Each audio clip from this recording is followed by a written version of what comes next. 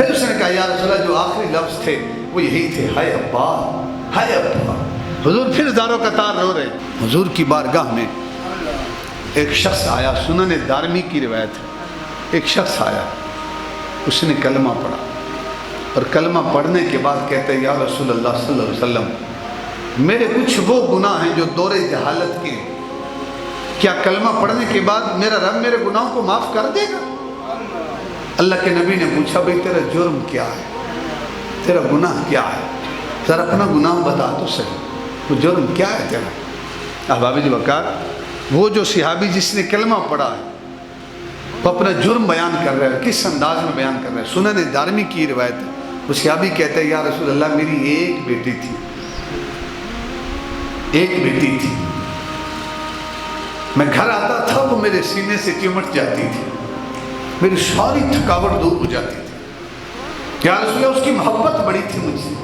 لیکن یا رسول اللہ ہم بچیوں کو زندہ نہیں رکھتے تھے۔ ایک دن میں گھر آیا، وہ بچی چلنے پھرنے کی عمر کو پہنچی، دوڑنے کی عمر کو پہنچی، میں نے اپنی بیوی سے کیسے تیار کرو، بیوی نے میری بیٹی کو تیار کیا، جب وہ تیار ہو چکی تو میں نے اپنی بیٹی کو اپنی انگلی پکڑوائی، بیٹا چل تجھے لے کے چلوں باہر۔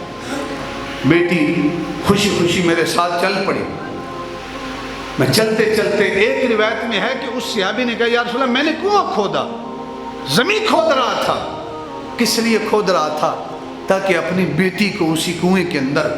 جو زمین کھود رہا ہوں، جو گڑھا کھود رہا ہوں، جو قبر بنا رہا ہوں، اسی قبر کے اندر زندہ دفن کر دوں اپنی اس ننھی جان کو۔ جب میں گڑھا کھود رہا تھا وہ ننھی معصوم سی جان اپنے چھوٹے سے دوپٹے سے، اپنے چھوٹے چھوٹے ہاتھوں سے میرا پسینہ خشک کر رہی تھی، اور ساتھ کہہ رہی تھی کہ ابو جان آپ کیوں اتنی تکلیف کر رہے ہیں، آپ اتنی تکلیف کیوں اٹھا رہے ہیں، کیوں یہاں گڑھا کھود رہے ہیں، کس لیے مشقت اٹھا رہے ہیں؟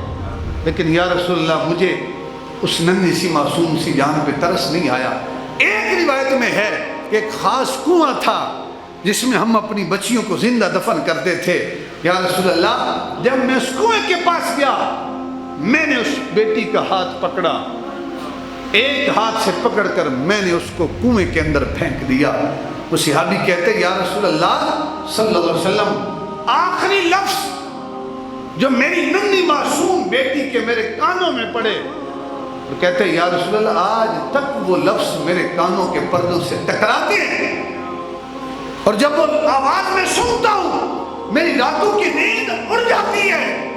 یا رسول اللہ جو آخری لفظ میری بچی کے میرے کانوں میں پڑے، میں ترجمہ کرنا چاہتا ہوں، وہ لفظ یہ تھے ہائے ابا، ہائے ابا میرا جرم کیا ہے، میں نے کون سا جرم کیا ہے جس کی وجہ سے مجھے زندہ دفن کر رہے ہو، ہائے ابا۔ یہ وہ آخری لفظ تھے یا رسول اللہ جو اب بھی میرے کانوں کے پردے سے ٹکراتے ہیں تو میری راتوں کی نیند اڑ جاتی ہے۔ اللہ کے نبی نے سنا تو حضور کی آنکھوں سے چھم چھم آنسو برسنے لگے، حضور زاروں قطار رونے لگے، اس صحابی کی آنکھوں میں بھی آنسو تھے۔ جب صحابہ نے دیکھا کہ حضور غمگین ہو گئے ہیں، صحابہ نے اس صحابی سے کہا جس نے ابھی ابھی کلمہ پڑھا تھا، کہا کہ اللہ کے نبی کی بارگاہ میں ایسی باتیں نہ کر، حضور کو غمگین نہ کر،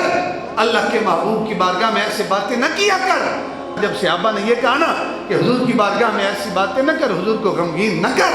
اللہ کے نبی نے ارشاد فرمایا بھئی اسے کچھ نہ کہو، کوئی اور بارگاہ بھی تو کوئی نہیں ہے جہاں کوئی اپنے دلوں کے دکھڑے سنا کر اپنے غموں کا مداوع کر لے، کہ اسے کچھ نہ کہو، اسے سنانے دو تاکہ اس کا غم ہلکا ہو سکے۔ حضور نے پھر فرمایا اے میرے غلام پھر ذرا اپنی داستان سنا۔ اس نے پھر داستان سنائی، پھر اس نے کہا یا رسول اللہ جو آخری لفظ تھے وہ یہی تھے ہائے ابا، ہائے ابا۔ حضور پھر زاروں قطار رو رہے، وہ صحابی بھی رو رہا ہے۔ سرکار نے ارشاد فرمایا میرے غلام تو نے کلمہ پڑھ لیا، اللہ نے تیرے پچھلے سارے گناہوں کو معاف کر دیا ہے، لیکن آئندہ ایسا جرم نہ کرنا۔ ایک روایت وہ ہے وَإِذَا الْمَوْعُودَةُ سُئِلَتْ، قیامت کے دن اس بچی سے پوچھا جائے گا کہ بتا بچے تیرا کیا جرم تھا، تاکہ وہ بیٹی اپنے باپ کا گریبان پکڑ سکے۔